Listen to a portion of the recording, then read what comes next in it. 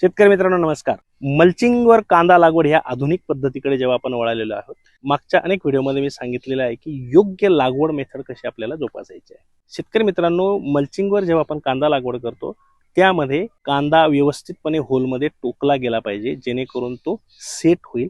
तो कुठल्याही प्रकारे हलता राहायला नको, जेणेकरून वाऱ्याच्या झुळकेने सुद्धा तो हालेल आणि त्याचं अपरूटिंग होऊ शकतं किंवा मूळ निघून तो कांदा पुढे कधीच सेट होणार नाही. या प्लॉटमध्ये तुम्ही बघू शकता की एकदम चांगल्या पद्धतीने इथे कांदा लागवड झालेली आहे.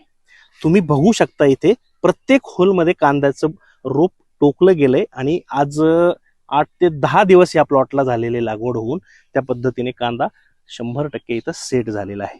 तुम्ही बघू शकता हा सगळा कांदा व्यवस्थितपणे टोकला गेलाय. इथे ज्या मजुरांनी कांदा लागवड केलेली आहे ती अत्यंत चांगल्या पद्धतीने केलेली आहे. अशीच लागवड आपल्याला मल्चिंगवर होणं गरजेचे आहे, जेणेकरून कांदा रोपाची संख्या जी आपल्याला एकरी मेंटेन करायची आहे ती सुद्धा राहील आणि काही अर्धवट लागवड होते, जेणेकरून कांदा तो पुढे सेट होत नाही किंवा जळून जातो, मर होते, अशा याच्यापासून सुद्धा आपल्याला वाचता येणार आहे. शेतकरी मित्रांनो, अशा पद्धतीने जर लागवड केली तर आपल्याला जी योग्य संख्या आहे रोपांची ती सुद्धा राखता येणार आहे, जेणेकरून आपल्या उत्पादनामध्ये परिणाम दिसून येणार आहे.